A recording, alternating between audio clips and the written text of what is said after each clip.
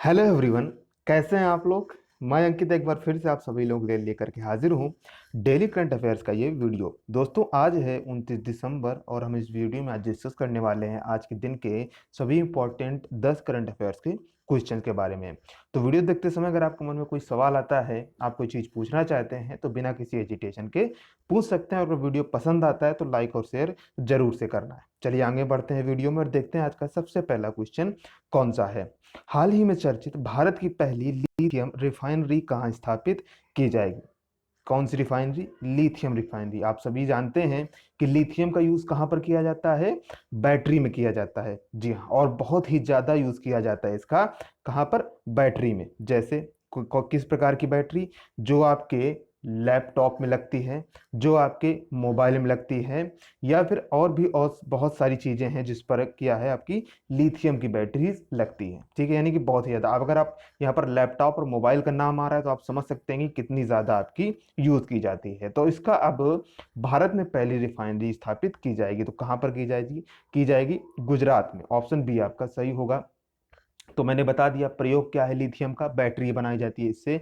यह आपका एक दुर्लभ तत्व है। ठीक है, यह आपका एक दुर्लभ तत्व है। दुर्लभ तत्व और इसलिए भी है, या फिर यूं कहें कि दुर्लभ तत्व है, तो इससे आप क्या समझते हैं, समझ सकते हैं कि ये भारत में नहीं पाया जाता। इस तरीके से आप इसको याद रख सकते हैं। ठीक है, यानी कि हर जगह आसानी से नहीं पाया जाता है। अब भारत में नहीं पाया जाता है तो इसको बाहर से आयात किया जाता है। कहाँ कहाँ से आयात किया जाता है? चीन से, जापान से और ताइवान से।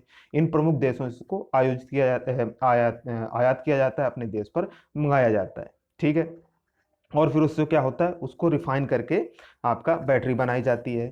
ठीक है, तो अब पहली बड़ी रिफाइनरी गुजरात में आपका स्थापित कर दी जाएगी, जिससे क्या है थोड़ी सी निर्भरता इन देशों की में के ऊपर कम हो जाएगी। अच्छा, अब देखते होंगे जब आप अपने फ़ोन को उठाते होंगे, स्मार्टफोन को, तो देखते होंगे आपको बैटरी का भार उतना ज़्यादा समझ में नहीं आता है। ठीक है ना, आपके स्मार्टफोन काफ़ी हल्के होते हैं, यानी कि आपकी इसमें जो बैटरी लगाई गई है वो हल्की होती है। क्यों होती है? जो लिथियम होता है वो कम घनत्व के कारण हल्का होता है। ठीक है, यानी इसका ये स्पेशल करेक्टर है कि कम घनत्व के कारण ये काफी हल्का होता है। ठीक है ना, इजी टू यूज होता है, पोर्टेबल होता है, आसानी से आप कहीं भी ले करके जा सकते हैं। ठीक है, अच्छा लिथियम क्या है? लिथियम आपकी मेटल है। मेटल होने के बावजूद इसे आप आसानी से चाकू से काट सकते हैं। तो ये हो गया कुछ लिथियम के स्पेशल करेक्टर्स के बारे में। ठीक है, मैंने बता दिया हम कहाँ से बाहर से आयात करते हैं। चलिए ठीक है, अब बात हो रही है गुजरात की। तो गुजरात के वर्तमान में सीएम कौन है? विजय रूपाणी। और यहाँ के गवर्नर कौन है? आचार्य देवव्रत। ठीक है, मैं आपको हर वीडियो में सीएम और गवर्नर इसलिए बताता हूं क्योंकि अभी आपका एनटीपीसी का एग्जाम हो रहा है। ठीक है, सॉरी, कल 28 तारीख थी आपकी। कल से आपके एनटीपीसी के एग्जाम स्टार्ट हो गए। ठीक है, एनटीपीसी बोले तो रेलवे। ठीक है, हाँ, तो उसमें कुछ लोगों के फर्स्ट फेज में ही होंगे और कुछ लोगों के बाद में भी होंगे। ठीक है, तो जिसका एग्जाम हो गया तो हो गया। ठीक है, आगे अभी कोई भी कैंडिडेट जो इस वीडियो को देख रहा है और एनटीपीसी को एग्जाम देने जाना है उसको, तो आप याद कर लीजिए कि सीएम और गवर्नर का जो वीडियो है, या फिर यूं कहें कि सीएम और गवर्नर का जो टॉपिक है जीएस का, उसको जा करके जरूर से पढ़ करके देख करके उसको जाएं। आप कहीं से भी पढ़ लें, अदर चैनल से भी पढ़ लें, या फिर किताबों से पढ़ लें, गूगल से पढ़ लें, कहीं से भी पढ़ लें, या फिर आप चैनल पर ही वीडियोस अवेलेबल है, वहां पर भी जा करके आप देख लें, जरूर से देख लें। Most most most important category में आपका ये टॉपिक होता है, और कल के यानी 28 तारीख के पेपर में आपके पूछे भी गए। ठीक है ना, हाँ, करंट अफेयर के बहुत सारे क्वेश्चंस है, जो मैंने करंट अफेयर के बहुत सारे क्वेश्चंस कवर किए हैं जो आपके कल के एग्जाम में पूछे गए। ठीक है ना, तो इसलिए आपको बहुत ही ज्यादा जरूरी है ये पढ़ लेना। इसलिए मैं आपको हर क्वेश्चंस के बाद में बताता हूं, या फिर जिस भी क्वेश्चन में संभव हो पाता है उसमें आपको बता देता हूं। ठीक है, चलिए तो हो गई जानकारी। देख पढ़ते हैं, बढ़ते हैं दूसरे क्वेश्चन की तरफ। हाल ही में पेसेक्स नौसेना अभ्यास किन देशों के मध्य आयोजित किया गया? तो ये जो युद्धाभ्यास है आपका, या फिर यूं कहें कि नौसेना अभ्यास है, यह भारत और वियतनाम के मध्य आयोजित किया गया। ऑप्शन सी आपका सही होगा। कहां पर आयोजित किया गया? तो दक्षिण चीन सागर में आयोजित किया जाए, अगर कि आयोजित किया गया। अगर बात करें कि सबसे बड़ा सागर कौन सा है, तो यही है आपका दक्षिण चीन सागर, सबसे बड़ा सागर है। चीन इस पर हमेशा अपनी दावेदारी पेश करता रहता है। ठीक है ना, हाँ, कहां पर? प्रशांत महासागर में मिल जाएगा आपका दक्षिण चीन सागर। इसमें क्या है, चीन अपनी हमेशा दावेदारी पेश करता रहता है और कहता रहता है कि हमारा यहाँ पर अधिकार है, ठीक है। जबकि जैसे कि वियतनाम है और जो भी अलग इसके आसपास जो देश हैं वो भी कहते हैं कि हमारा अधिकार है। तो यहाँ पर ये काफी विवादित सागर रहता है, ठीक है ना। तो याद रखें दक्षिण चीन सागर में इसका आयोजन किया गया। इसका उद्देश्य क्या है आयोजित करने का, तो मानवीय सहायता को समय से पहुंचाने के लिए इसको आयोजित किया गया, यानी कि हम शिप्स के माध्यम से, नौसेना के माध्यम से लोगों की ज्यादा से ज्यादा सहायता कर सकें और समय से वहां पर पहुंच सकें, इसका ये मुख्य उद्देश्य था। चलिए आगे बढ़ते हैं। वीडियो पसंद आ रहा है तो लाइक और शेयर जरूर से करना है, ठीक है ना। हाँ, तीसरा क्वेश्चन लेते हैं। हाल ही में सबसे कम उम्र की मेयर किस राज्य में बनी है? मेयर यानी कि महापौर किस राज्य में बनी है? तो ये केरल राज्य में बनी है। ऑप्शन ए आपका सही है। तो अब ये बनी है तो इनका नाम सबसे पहले आपको पता होना चाहिए। तो इनका नाम है आर्य राजेंद्रन, ठीक है ना। ये एक महिला है, जरूर याद रखें, ठीक है ना, नाम से कंफ्यूज नहीं होना है। आर्य राजेंद्रन इनका नाम है। ये किस नगर निगम की बनी है? तो तिरुवनंतपुरम निगम की महापौर बनी है। इनकी एज क्या है जब ये बनी? तो 21 साल की उनकी उम्र है जब इन्होंने केरल स्थानीय निकाय चुनावों में तिरुवनंतपुरम के मुदवनमुक्कल मुदवन मुक्कल वार्ड से पार्षद के रूप में इन्होंने जीत हासिल की, ठीक है ना। हाँ, तो वहां से क्या है फिर ये बाद में मेयर चुन ली गई, ठीक है। हाँ, तो याद रखना है 21 साल की एज। चलिए ठीक है, अब बात हो रही है केरल की। तो केरल की वर्तमान मुख्यमंत्री कौन है? पिनरई विजयन है। और यहाँ के गवर्नर हैं आरिफ मोहम्मद खान। बढ़ते हैं चौथे क्वेश्चन की तरफ। आपके मन में कोई डाउट आ रहा है, कोई सवाल पूछना चाहते हैं तो आप कमेंट करके पूछ सकते हैं। चौथा है, हाल ही में मोनपा हस्त निर्मित पेपर का प्रयोग किस राज्य में किया जाता है? चर्चित मोनपा हस्त निर्मित पेपर का प्रयोग किस राज्य में किया जाता है? तो आप क्वेश्चन से क्लियर हो रहा है आपको कि मोनपा क्या है? आपका एक हाथ से बनाया जाने वाला पेपर का, ठीक है। तो ये किस राज्य में प्रयोग किया जाता है, या फिर यूं कहें किस राज्य में बनाया जाता है? तो अरुणाचल प्रदेश में। ऑप्शन डी आपका सही होगा। यह यहाँ की, कहाँ की? अरुणाचल प्रदेश की 1000 वर्षीय विरासत कला है। कब से पेपर बनाने की कला 1000 सालों से चली आ रही है, इसलिए इसका ऐतिहासिक महत्व भी है, ठीक है। जो कि लगभग अब धीरे बहुत ज्यादा इंडस्ट्रियलाइजेशन हो जाने के कारण, औद्योगिकरण के हो जाने के कारण ये विलुप्त होने वाली थी। लेकिन ठीक है, खादी और ग्रामोद्योग के प्रतिबद्ध प्रयासों के साथ एक बार फिर से इसे जीवित हो गई, ठीक है। यानी कि इसको अब ज्यादा से ज्यादा और विकसित किया जा रहा है। इसको बार एक बार फिर से इस उद्योग को खड़ा करने की कोशिश की जा रही है। यह जो पेपर है इसे सूंगू सेग, मैं यहाँ पर लिख देता हूँ सूगू, ये जो पेपर है आपका सुगु सेंग नामक स्थानीय पेड़ की छाल से बनाया जाता है। किससे बनाया जाता है एक बार देख लें। सुगु सेंग नामक स्थानीय पेड़ की छाल से बनाया जाता है, जिसका अपना एक औषधि महत्व भी है इस पेड़ का, ठीक है ना। हाँ, चलिए आगे बढ़ते हैं, याद रखते हैं। अच्छा, अब बात हो रही है अरुणाचल प्रदेश की। तो इसके वर्तमान मुख्यमंत्री कौन है? पेमा खांडू हैं। और यहाँ के गवर्नर हैं बीडी मिश्रा। चलिए आज का वीडियो का ले लेते हैं पांचवा क्वेश्चन। पांचवा क्वेश्चन है, हाल ही में किस देश ने चांद पर परमाणु रिएक्टर स्थापित करने की घोषणा की है? ठीक है, बात हो रही है परमाणु रिएक्टर की स्थापित करने की, और कहां पर? चांद पर, ठीक है। हाँ, आपको पृथ्वी से चांद की दूरी कमेंट करके बतानी है, ठीक है। जो भी रेगुलर हमारे जो व्यूअर हैं, जो देखते हैं, उनको जरूर से पता होगा पृथ्वी और चांद के मध्य कितनी दूरी है। मैंने काफी बार आपको वीडियो में ही बताया है, प्रीवियस वीडियोस में बताया है, ठीक है। हाँ, तो आपको फटाफट से कमेंट करके बतानी है। चलिए देखते हैं इसका जवाब क्या होगा। अमेरिका। भैया अमेरिका कुछ ना कुछ करता रहता है, ठीक है ना। हाँ, अमेरिका कुछ ना कुछ आपका करता रहता है, कुछ एक्स्ट्रा करता रहता है अपनी तरफ से, ठीक है ना। हाँ, जिससे कि उसका बाकी अन्य देशों में या विश्व में उसका प्रभुत्व बढ़े, ठीक है। तो आप कहाँ पर पहुंच गए भैया? चांद पर परमाणु रिएक्टर लगाने पहुंच गया बाबू, ठीक है। हाँ, तो जवाब आपका ऑप्शन बी होगा। तो इसका कब तक लक्ष्य है लगाने का? तो 2026 के अंत तक चंद्रमा पर परमाणु रिएक्टर होने की यूएसए की योजना है, ठीक है। यानी कि यहाँ पर स्थापित करने की योजना है यूएसए की 2026 तक, ठीक है। अभी क्या है, स्पेस फोर्स एक प्रकार की फोर्स होती है जो क्या है आपका स्पेस में अगर कोई युद्ध छिड़े तो उसके लिए एक फोर्स तैनात की गई है। तो अमेरिका ने भी अपनी फोर्स तैनात की है। अमेरिका तीसरा देश है जिसने अपनी स्पेस फोर्स तैनात की है, अंतरिक्ष में अपनी सेना तैयार की है, ठीक है। हाँ, अब सेना से क्या मतलब है? कुछ इस तरह के सैटेलाइट तैनात किए हैं वहां पर, जिससे कि अगर अंतरिक्ष में युद्ध हो तो अमेरिका भी मुकाबला कर सके। तो अभी उसका हाल ही में नाम बदल दिया गया है। इस स्पेस फोर्स को क्या नाम दे दिया गया है? गार्जियंस, ठीक है। क्या नाम दे दिया गया है?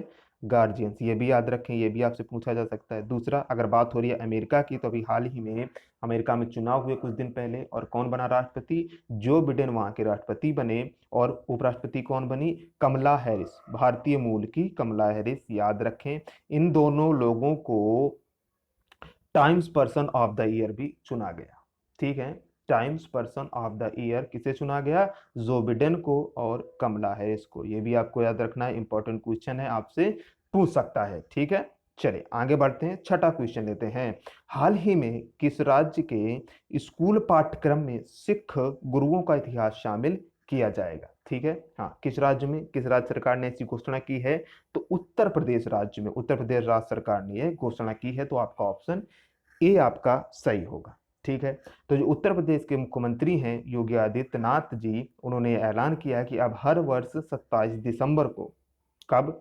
27 दिसंबर को प्रदेश के सभी स्कूलों में साहिबजादा दिवस के रूप में मनाया जाएगा। कौन से दिवस के रूप में मनाया जाएगा भैया?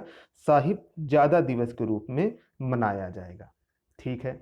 चलिए, अब बात हो रही उत्तर प्रदेश की, तो मैं कितनी बार बता चुका हूं आपको, बहुत बार बता चुका हूं कि उत्तर प्रदेश के मुख्यमंत्री कौन है? योगी आदित्यनाथ हैं। और यहाँ की गवर्नर कौन है? आनंदीबेन पटेल। चलिए वीडियो में आगे बढ़ते हैं। आगे बढ़ने से पहले मैं फिर से एक बार एक जानकारी देना चाहूंगा, या फिर यूँ कहूँगा दोहराना चाहूंगा। क्या जानकारी है?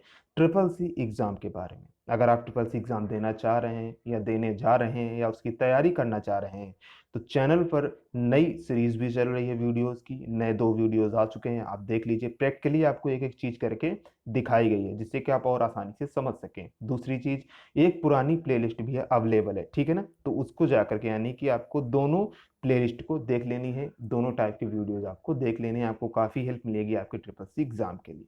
चलिए आगे बढ़ते हैं, अब लेते हैं 7वां क्वेश्चन। हाल ही में किस राज्य में hot air balloon wild life sanctuary launch की गई? यानी कि हॉट एयर बैलून जो वाइल्ड लाइफ सेंचुरी ये योजना है, किस राज्य में लागू की गई? मध्य प्रदेश में लागू की गई, ऑप्शन ए आपका सही होगा। इससे क्या होगा? जो वहां पर पर्यटक आएंगे, कहां पर? इस वाइल्ड लाइफ सेंचुरी में जो पर्यटक आएंगे उनको हॉट एयर बैलून के द्वारा इस सेंचुरी का भ्रमण कराया जाएगा। यानी कि अब आप ऊपर से, कहां से? ऊपर से पूरा सेंचुरी का नजारा ले सकते हैं, लुत्फ ले सकते हैं, पर्यटन का अपना फायदा उठा सकते हैं। तो कहां पर? मध्य प्रदेश के किस वाइल्ड लाइफ सेंचुरी में किया गया? ये वाइल्ड लाइफ सफारी में किया गया।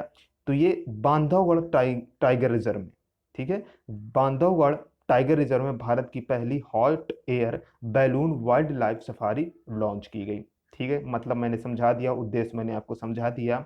अच्छा, बांधवगढ़ में शुरू की गई है, और किस में शुरू करे जाने की योजना है? तो भविष्य में पेंच टाइगर रिजर्व आपका यहाँ पर है, कहाँ पर? मध्य प्रदेश में कान्हा है, ठीक है। सॉरी, पेंच है आपका, कान्हा टाइगर रिजर्व है, और पन्ना टाइगर रिजर्व है। इनमें भी सेवा शुरू करने की आपकी योजना की जा रही है, ठीक है। मुख्यमंत्री कौन है वर्तमान में?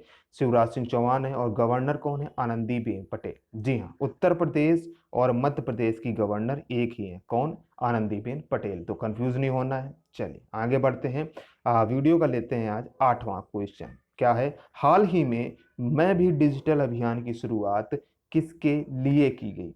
क्वेश्चन को ध्यान से देखना है, मैं क्या कह रहा हूं? किसके लिए की गई, किसके द्वारा की गई, ये नहीं मैं कह रहा हूं, किसके लिए की गई, ठीक है। क्लियर हो गया होगा। तो मैं भी डिजिटल योजना स्ट्रीट वेंडर्स के लिए शुरू की गई है। ऑप्शन सी आपका सही होगा।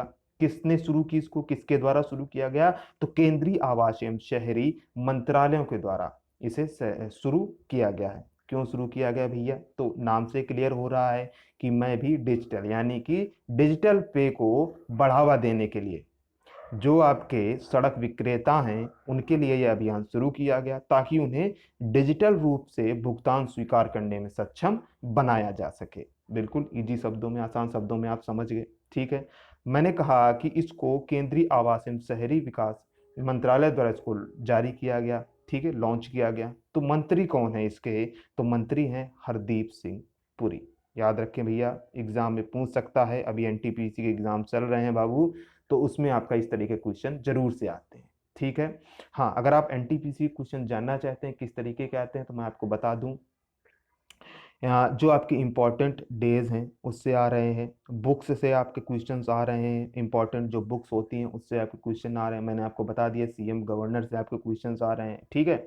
हाँ, प्रमुख दर्रों से आपके क्वेश्चंस आ रहे हैं, ठीक है ना। प्रमुख दर्रे हैं, चोटियां हैं, नदियां हैं, इनसे आपके क्वेश्चंस आ रहे हैं जीएस के, ठीक है। हाँ, और करंट अफेयर्स के काफ़ी सारे क्वेश्चंस और भी आ रहे हैं, ठीक है। हाँ, तो आपने अपनी नज़र बनाए रखिए और एग्जाम का एनालिसिस और रिव्यू जरूर से देखते रहिए, जिससे कि आपको एग्जाम देने जाएं तो आपकी तैयारी और भी अच्छी हो सके और कम से कम आपको पता चल सके कि किस तरह के क्वेश्चन आ रहे हैं और हमें किस कहाँ पर अपनी तैयारी करनी चाहिए, ठीक है। चलिए आगे बढ़ते हैं।